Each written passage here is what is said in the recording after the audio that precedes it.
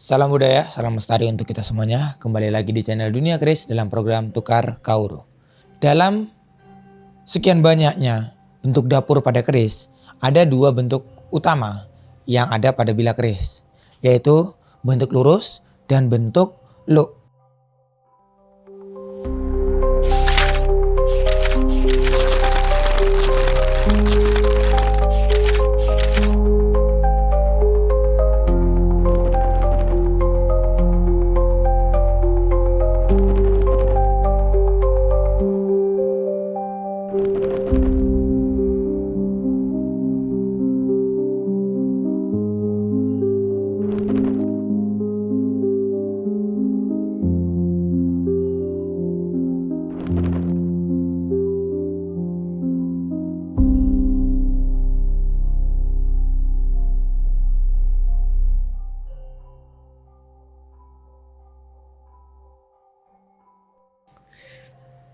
Kita akan mengenal dari bentuk keris lurus dulu. Nah, keris lurus diakui atau dipercaya dalam dunia perkerisan adalah bentuk paling pertama pada bilah keris. Jadi sebelum adanya bentuk luk yang variatif hingga saat ini, dulu pertama kali keris dibuat itu adalah dalam bentuk lurus. Untuk dapur luk atau keris luk itu merujuk kepada jumlah luknya. Jadi merujuk kepada keris yang memiliki lekuan. Luk itu masuk kepada lekuknya. Umumnya keris luk itu memiliki jumlah luk yang ganjil. Mulai dari 1, 3, 5, 7 dan seterusnya. Yang pasti dia ganjil. Kedua dapur ini, kedua bentuk ini itu memiliki rujukan yang berbeda, maknaan yang berbeda. Dalam beberapa budaya mengatakan keris lurus itu merujuk kepada bentuk naga tapa. Makanya jika kita melihat bentuk dapur naga, yang lurus itu akan disebut naga tapa, naga topo.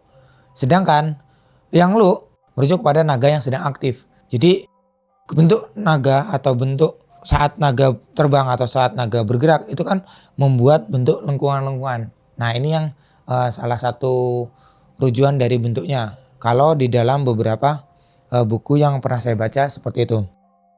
Jadi bentuk luk dan bentuk lurus ini juga menyimbolkan seekor naga yang sedang bertapa atau yang sedang aktif. Seperti itu. Nah lanjutnya keris lurus sendiri itu kalau melihat dari awal adanya, karena yang dianggap adalah keris lurus itu ada lebih dulu pada keris luk.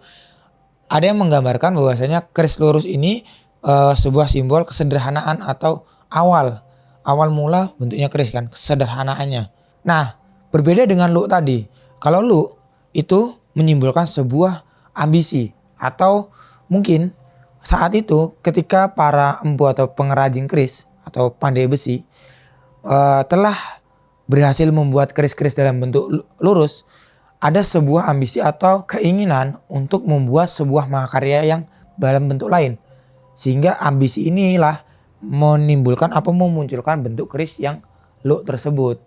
Mungkin setelah itu makin ada hingga saat ini bentuk dapur-dapur yang lain dengan rincian-rincian yang begitu banyak gitu kan.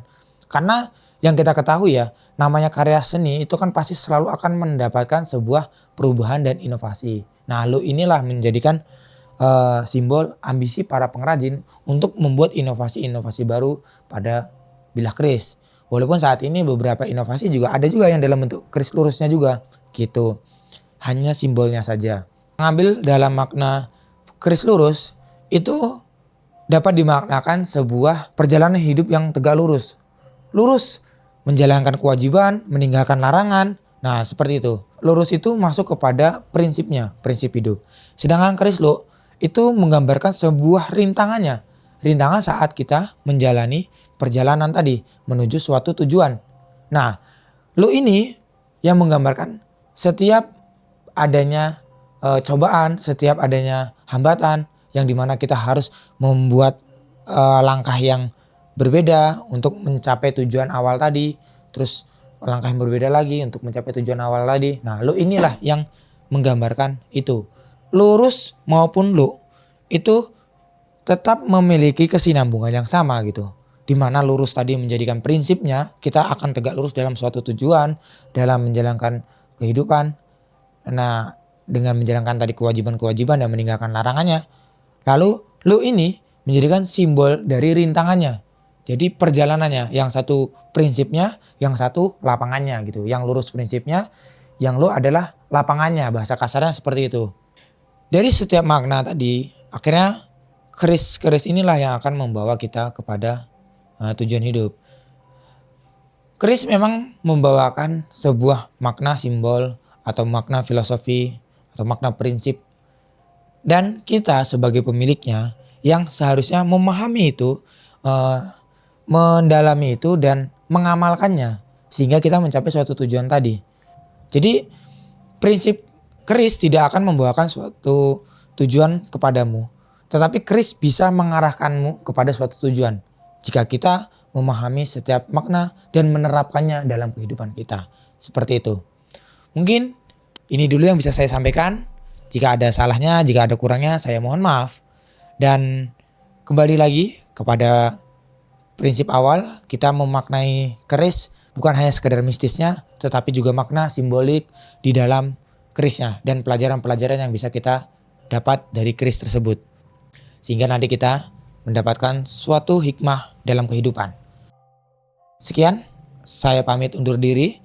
Mohon maaf jika ada salah kata. Sampai bertemu lagi di episode Tukar Kawruh berikutnya. Jangan lupa like, share, and subscribe. Salam budaya. Rahayu, rahayu, rahayu.